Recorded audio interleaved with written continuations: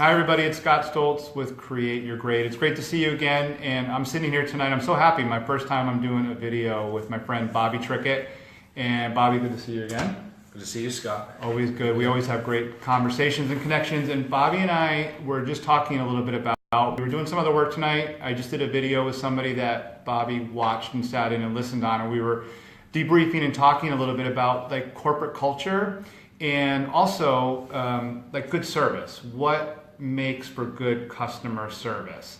And Bobby is a role that really revolves a lot around customer service and serving clients, etc. So I thought he'd be a great person to talk to for a few minutes as we dissect or unpack a little bit, like, because this is such an important part of the business. We were just talking about ways to differentiate yourself in your career.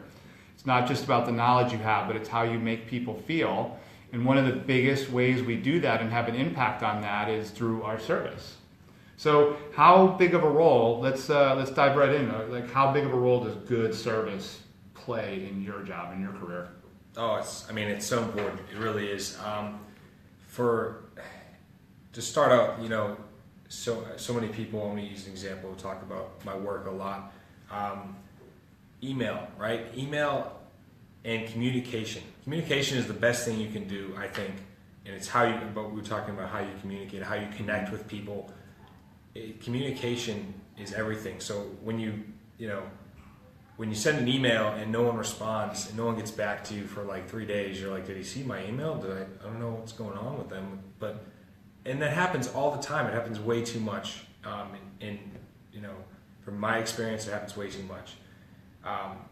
There's a saying, the Dave Ramsey's organization their company has a saying. It's called ridiculous responsiveness, and I think that's great. And I share that with some of the people I work with, and it's you have these great things, texting, right? So we text a lot back and forth, and the communication quick, right? That's going to differentiate you from a company that's going to respond via email 3 days later, that they're going to be waiting for a response, waiting to set up a meeting. And I'm not good with waiting. I'm not good with blinds. I'm not good with paid. I'm just not good with it. So I think that is one of the big things that really differentiates. Especially if you're young, it's not too hard. It's really not hard to reach out very quickly and communicate with who you're working with. Does it bother you? Do you get a little frustrated when people don't respond to you? Like within it, my rule of thumb was always, for me, when I was in corporate, I wanted to at least reply. Even if I told somebody I'd get back to you later in the week or tomorrow, I wanted to at least reply initially within 1 day. Yeah. And often I did it right away. But I would always make sure to get through all my unopened emails within a day. Mm-hmm. How does it work for you? No, absolutely. It's tough. I mean, it really.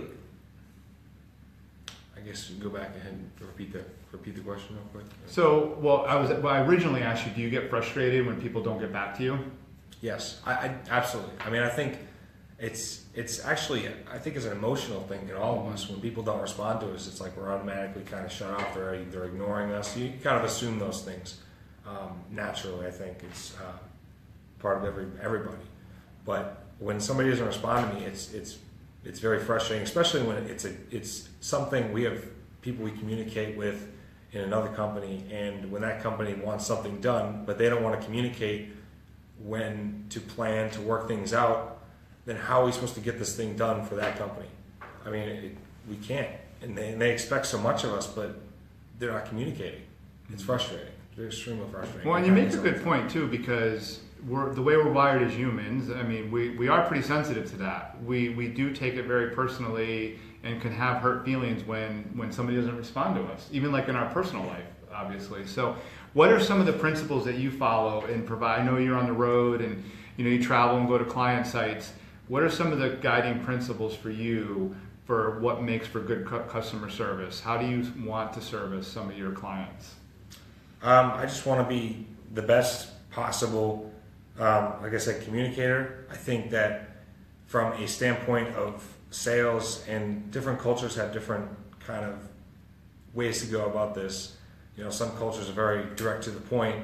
I know in some areas you have different traditions. You go about things differently, but in working with people, you got to connect with them, right? It's not about who you or what you know. It's about how you connect with people emotionally, and being aware of how people respond to things, being aware of how people are kind of having a sense of how people are reacting to what you're saying, right? Because I know I've been through a sales pitch before, and people are like, "This guy's know what he's talking about at all," which I probably didn't at the time. I probably was trying to cover up that, and it was very, very out there in their face. So I think it's extremely important to be aware. That self-awareness is huge, and it's so easy to work on that too. There's so many books out there nowadays.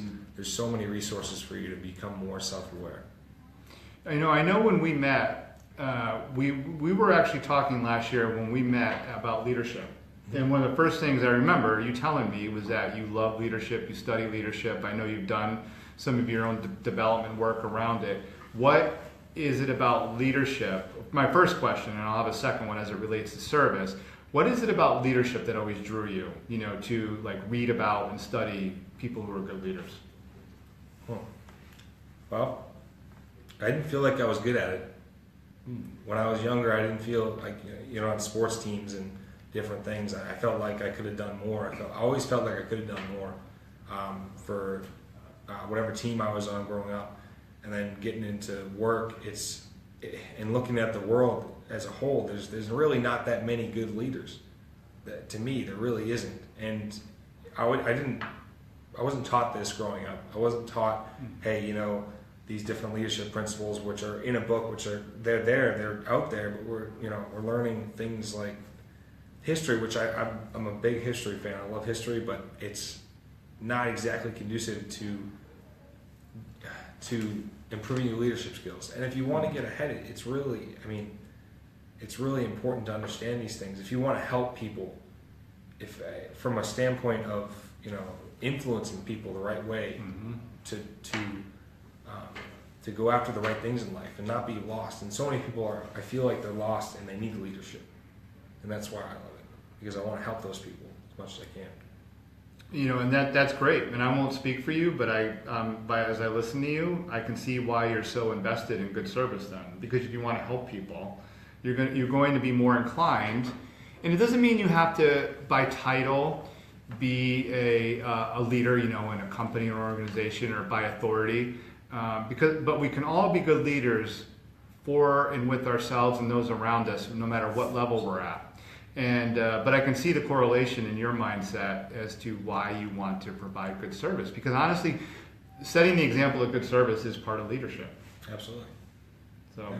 What any last as we tune out or check off in a second here?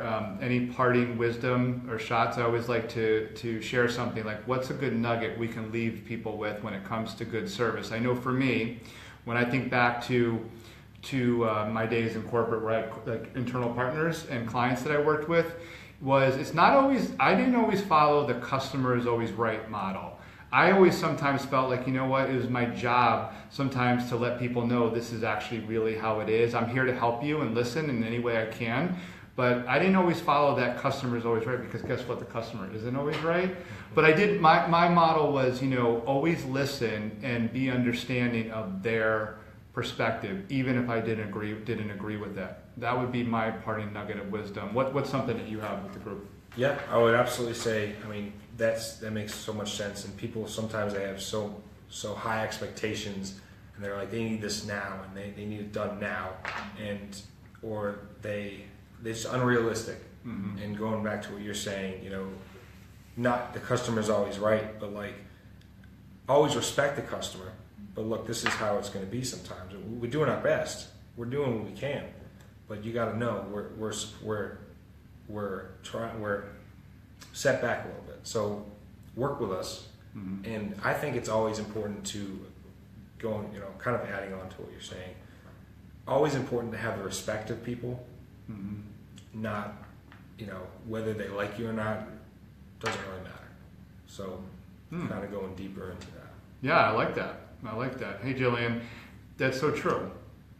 We don't, and because we want to be liked, So sometimes we focus on that so much when really, we should be a little bit more focused at times, and to a degree anyway, on the task at hand and doing what's right. And that's how you earn respect too. Yeah. That was good. That was good. Okay. All right. Well, thanks everybody for checking this video out. I'll be back in the future, I'm sure, with Bobby on more topics around leadership, good service, and ways in which we can all boost our career. See you all soon. Thanks, Bobby. Yeah. Thank you.